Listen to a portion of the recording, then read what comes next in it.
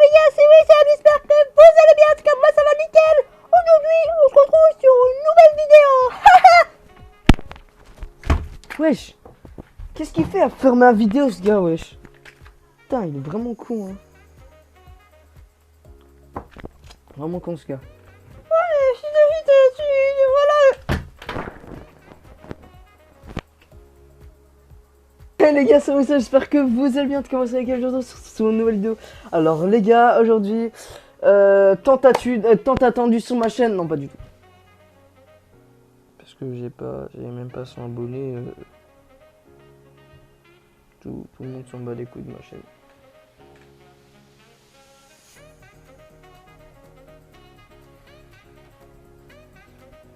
Ah, le parfum de la muerte. Là c'est mieux. Hey les gars, c'est sûr que vous avez bien de commencer avec un jour sur une nouvelle vidéo. Alors, la caméra, tu te remets bien là. Vas-y là. Comme là, tu veux manger tes molles ou quoi? Alors aujourd'hui, on va faire une petite vidéo qui n'est pas du tout attendue sur ma chaîne parce que personne me connaît. Je suis pas connu, j'ai que 93 abonnés. Non, en vrai, merci les gars, ça fait ultra plaisir qu'on dépasse les 3 millions d'abonnés. Non, s'il vous plaît, abonnez-vous. C'est gratuit, ça me ferait vraiment plaisir. Et on passe à la vidéo. Allez, alors le titre de la vidéo c'est j'ai été en quarantaine pendant 17 ans. Ça m'a l'air bizarre. Alors on clique plus, hein. Salut, je l'ai pas vu, je mais suis je me Mia rappelle plus. et j'ai plus ou moins une vie atypique. Je vis avec mon père au milieu de nulle part. Et écoutez, j'aime mon père, mais il est un peu bizarre. Même si on est à des kilomètres de la civilisation, il a des caméras tout autour de la propriété. Il a même des détecteurs de mouvements de fou et ses super hautes clôtures. J'ai toujours supposé que mon père était parano. Je pensais qu'il avait probablement dû regarder beaucoup trop de films d'horreur ou un truc comme ça. Je n'avais pas le droit d'aller à l'école. Il m'a donc donné des cours à la maison. Je sortais rarement de la maison pour aller faire les courses ou regarder un film. Pour autant que je m'en souvienne, ça a toujours été comme ça. Je ne savais pas qu'on allait déménager au milieu de nulle part, et je n'avais aucune idée de ce qui est arrivé à ma mère. Mon père a toujours été vachement mystérieux et étrange. Je n'avais ni amis, ni famille, et mon père était bizarrement strict par rapport aux réseaux sociaux. Quand j'avais environ 14 ans, il a découvert que j'avais un compte sur les réseaux sociaux. Il m'a enlevé le téléphone de la main, l'a emmené dehors et l'a détruit avec un marteau. On en parle de ça en fait. Tu te crées un compte de réseaux sociaux. Tu te crées un compte de réseaux sociaux et il y a ton père et vient.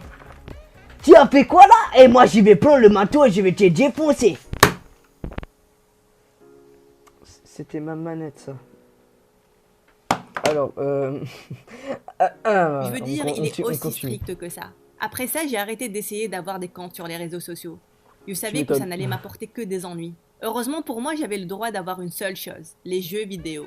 Et quand je dis que je suis devenue obsédée par ça dès mon plus jeune âge, je veux dire vraiment obsédée. Au début, je ne jouais qu'en fonction de mon emploi de temps scolaire et après le dîner. Mais quand j'ai eu 16 ans, j'ai commencé à jouer à ce jeu de guerre mythique. Je jouais en ligne avec un tas d'autres personnes. Il y avait un mec qui avait comme pseudo le cheval obscur qui m'a invité à rejoindre le jeu. Et je suis immédiatement tombée amoureuse de l'univers. Je restais éveillée jusqu'à l'aube parlant au cheval obscur, luttant contre les démons et les sorcières et reprenant le contrôle du royaume. Il me faisait rire. Je savais que je n'étais pas supposée parler aux inconnus, mais je me suis sentie en sécurité avec le cheval obscur. Je sentais que je commençais vraiment à bien l'aimer. Et quand je jouais avec lui aux jeux vidéo, je pouvais oublier combien ma vie réelle était triste et stressante. Rapidement, j'en suis arrivée au point où je ne sortais pas de ma chambre durant des jours. J'étais scotchée à l'écran, effrayée de rater une seule partie de jeu ou de notre campagne. Je suis gênée de dire ça, mais j'avais atteint le stade où j'avais même peur d'aller aux toilettes. J'ai commencé à utiliser un seau que j'ai mis au coin de ma chambre. Je sais, c'est dégueulasse, mais ma peur d'être déconnectée pendant trop longtemps était grande. Mon père m'a dit que si je ne recommençais pas à sortir de ma chambre, il allait me confisquer le jeu. Je l'ai envoyé balader 1 million de fois. J'ai dit au cheval obscur que mon père me menaçait et il a commencé à faire des blagues sur comment se débarrasser de mon père. J'en ai rigolé et j'ai fait des blagues dessus à mon tour. Mais quelque chose dans sa voix n'était pas net. Il disait qu'il ne voulait que rien ne se mette entre nous et nos sessions de jeu. Une nuit à 4 h du matin, je jouais avec le cheval obscur. Il a commencé à me dire combien il m'aimait bien. La conversation continuait et j'étais certaine qu'il allait me demander d'être sa petite copine. Je n'ai jamais eu quelqu'un qui m'aimait aussi bien. J'étais tellement excitée. Puis ma porte s'est brusquement ouverte. Mon père s'est précipité à l'intérieur et a débranché le jeu de la prise de courant. Et il l'a éteint. Il m'a dit que je reprendrais le jeu quand je le mériterais. J'étais ébranlée. Les jours qui ont suivi étaient un véritable cauchemar.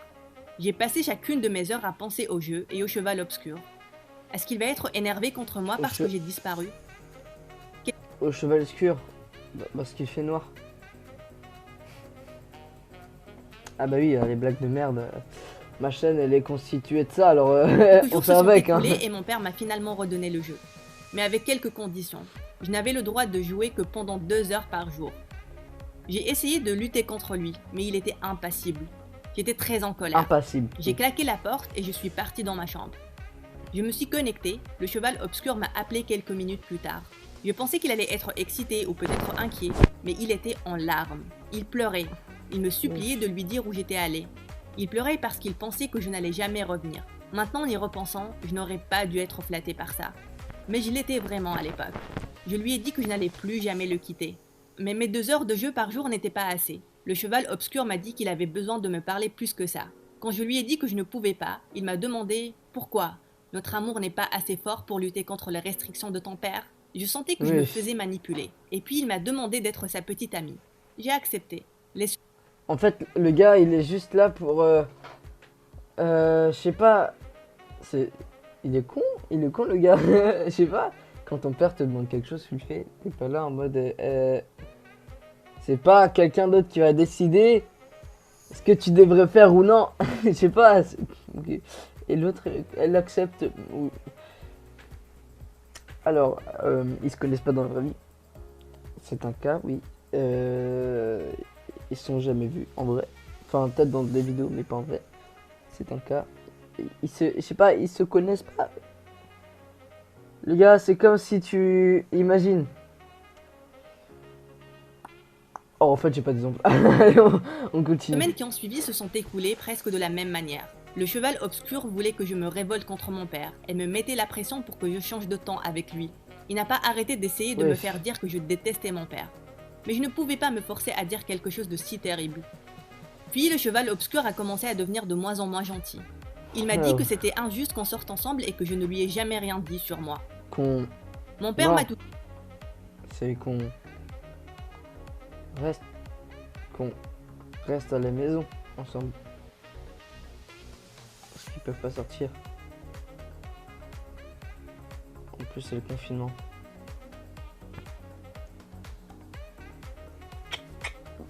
Ah, vas-y, allez, j'en ai marre de mes blagues de merde. Personne n'a écouté, on est d'accord. Hein. Toujours dit de ne donner aucune info. Je me suis donc contentée de pseudonymes. Quand je lui ai dit que ça me mettait mal à l'aise, il s'est énervé contre moi parce que je ne lui faisais pas confiance. Il m'a dit que si je n'étais pas à l'aise avec lui pour lui dire qui j'étais, il ne voulait plus jouer avec moi. Le gars, c'est un vampire ou quoi? Regardez ses dents. Tout mon monde s'est arrêté. Je ne pouvais pas perdre les jeux vidéo. Si je ne pouvais plus jouer avec lui, qu'est-ce que j'allais faire pour m'amuser? J'allais revenir à l'état où je n'avais pas d'amis, où j'étais extrêmement seule. J'ai donc cédé. Je lui ai dit que je m'appelais Lisa, et je lui ai donné le nom de la ville dans laquelle j'habitais. Il était excité que je lui dise tout ça. Il m'a donc dit qu'il s'appelait John et qu'il vivait dans la même ville que moi. Mais notre bonheur était éphémère. Mon père s'est précipité dans ma chambre et m'a demandé à qui je donnais ces informations. J'ai paniqué. Je ne savais pas quoi dire. Tu es dans la merde. merde. Mon père a arraché les écouteurs de mes oreilles. Tu es dans la merde. Il les a saisis dans ses mains et m'a crié dessus, me disant qu'il m'avait prévenu de ne jamais donner ces informations. Horrible de me garder emprisonné loin de tout, et qu'il était fou. Il a claqué la porte et m'a dit que demain il allait prendre tous mes jeux vidéo, mon unité centrale, tout, et qu'il allait tout jeter. Mon cœur s'est arrêté. Je ne pouvais pas laisser faire ça. J'ai regardé l'écran et John avait écrit un message. « Veux-tu que je te sauve? Envoie-moi ton adresse. » À cet instant-là, j'étais seule et j'avais peur de ce que l'avenir me réservait. C'était une mauvaise chose, mais j'ai écrit mon adresse et je l'ai envoyée.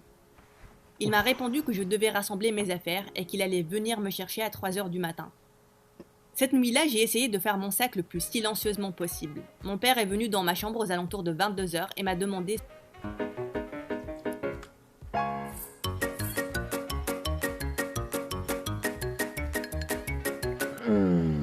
si on pouvait parler.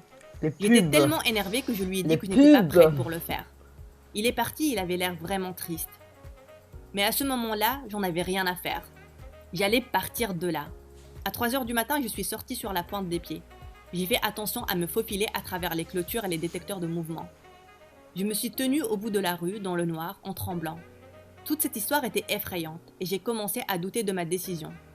J'étais sur le point de faire demi-tour et de rentrer à la maison quand j'ai vu des phares s'approcher de moi. Je me suis rendu compte que c'était John et mon cœur s'est emballé. Et puis mon cœur s'est arrêté. La voiture était vieille et déglinguée, avec du scotch sur toute la carrosserie. Elle était presque en train de tomber en lambeaux. Quand j'ai vu John, je me suis sentie encore plus mal. Ce n'était pas le beau gosse que j'avais imaginé. Il avait l'air d'un vrai loser, il portait des vêtements sales et il avait l'air vraiment bizarre. Je me suis immédiatement mise contre la clôture, essayant de revenir à la maison. Mais John s'est dit... C'est ce que j'avais dit. Ils sortent ensemble alors qu'ils se connaissent même pas. C'était sûr. Dirigé vers moi. Il a commencé à me dire encore et encore comment il m'aimait vraiment et comment on était fait pour être ensemble. Mon estomac commençait à se retourner. Je ne pouvais même pas supporter son odeur. Je lui ai dit que ce n'était plus une bonne idée et j'ai commencé à courir en direction de la maison. J'ai supposé qu'il allait laisser tomber, mais il m'a suivi. Il courait derrière moi, le long de la longue route sale. Il criait que je n'avais pas à avoir peur et qu'il allait prendre soin de moi. Les lumières des détecteurs de mouvement se sont allumées et mon père est immédiatement apparu au seuil de la porte. Quand il m'a vu courir, il est sorti en courant et s'est mis entre John et moi. John a commencé à narguer mon père, disant que s'il n'était pas au milieu de nous, John et moi serions ensemble. Ils ont commencé à se bagarrer, je ne pouvais pas regarder. J'ai donc couru à l'intérieur et j'ai appelé la police. À travers la fenêtre, je pouvais les entendre crier et se faire du mal. Alors le père... Alors la femme... Enfin la fille là... Pas très intelligente parce que... Comment dire que si le père... Il tape un mineur... C'est le père qui partirait en prison et pas le gars. Ouais, bon. Le père est un psychopathe. Non, c'est. J'ai donc couru vers le placard et je m'y suis cachée. Mon cœur battait la chamade. Les policiers ont dit qu'ils étaient en route et qu'ils allaient être là bientôt. Mais honnêtement, je ne pense pas qu'ils vont être là à temps. Puis, j'ai entendu des pas lourds à l'intérieur de la maison. John a commencé à dire qu'on pouvait être ensemble maintenant, puisqu'il s'est occupé de mon père. Je tremblais et je pleurais dans le placard. J'ai dit par s'occuper de mon père. Est-ce qu'il a sérieusement fait du mal à mon père? J'ai essayé de rester silencieuse, mais mes pleurs étaient trop forts. Plus il parlait, plus forts étaient mes pleurs. Je manquais d'air essayant de retenir mes larmes. Et c'est là que je l'ai entendu dire « Je te tiens ». J'ai couvert ma bouche alors que la porte derrière laquelle je me cachais s'ouvrait lentement. Il m'a directement fixé du regard et m'a souri avec un rictus bizarre. Il semblait que tout était fini. J'ai essayé de reculer dans le placard, mais il a tendu la main vers moi, essayant de m'attraper. J'ai crié à l'aide. Et c'est là que j'ai entendu la police débarquer. Son regard a croisé le mien quand un officier l'a attrapé et l'a menotté. Les larmes aux yeux, j'ai regardé comment il l'emmenait ailleurs. Les policiers ont dit que mon père avait besoin d'aller à l'hôpital parce que John l'avait blessé. Petit problème. Il avait pas les mêmes vêtements, le garçon là. Il a changé de vêtements en un claquement de doigts. Je me suis précipitée dehors et je suis montée dans l'ambulance en direction de l'hôpital. Mon père était blessé et je me sentais mal. Je savais que tout était ma faute, absolument tout. Eh oui. Mon père a dû passer la nuit à l'hôpital. J'ai fait les 100 pas dans la salle d'attente, toute la nuit et tout le matin. On m'a finalement dit qu'il allait bien. Quand je suis entrée, mon père m'a demandé de lui expliquer ce qui s'était passé. Je lui ai tout raconté, du début à la fin. À ce moment-là, mon psy avait quelque chose à confesser. Il a dit avec une voix tremblante « Je pense qu'il est temps que tu saches ce qui est arrivé à ta mère. » Mon cœur a commencé à s'emballer. Ta mère avait une âme pure, tout comme la tienne. Elle voyait toujours le bien dans les gens. Et c'est la chose qui a engendré sa mort. Je ne pouvais pas te le dire parce que c'était tellement tragique. Mais je te le dois bien. Ta mère est décédée suite à un terrible accident de voiture. Elle s'enfuyait d'un homme dangereux. Cet homme n'était pas un inconnu, c'était quelqu'un qu'elle connaissait. Elle l'a contacté à travers une publication en ligne de collecte de fonds qui prétendait être destinée pour les enfants malades. Quand ta maman a vu la publicité, elle n'a pas seulement décidé de donner de l'argent, mais elle a aussi contacté l'homme et lui a promis de l'aider dans sa mission. Puis elle a découvert que c'était une arnaque. Et quand elle a décidé de s'en aller de cette affaire, il a commencé à l'harceler et à lui faire du chantage pour avoir de l'argent.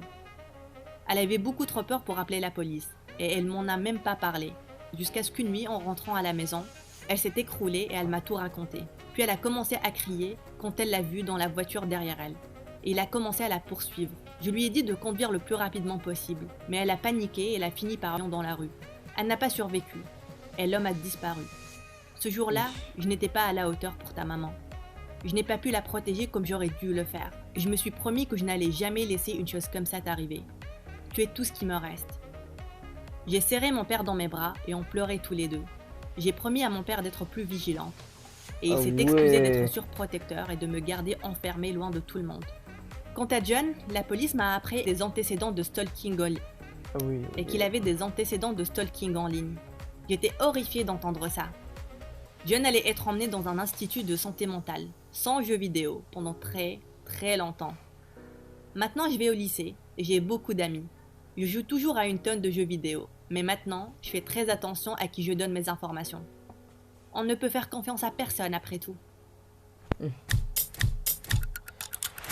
attendez les gars, le pire c'est que ça, je suis sûr que c'est déjà arrivé à quelqu'un.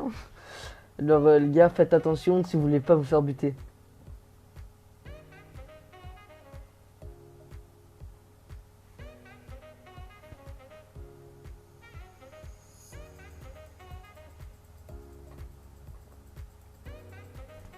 Voilà. Bon. Bah les gars, c'est la fin de cette vidéo, j'espère qu'elle vous aura plu. N'hésitez pas à liker, partager, commenter et de vous abonner. Les gars, non mais s'il vous plaît, les 100 abonnés, sérieux, je sais pas, là, les gars, on peut le faire, ça fait des mois là que j'ai 93 abonnés, s'il vous plaît. J'ai pas bougé.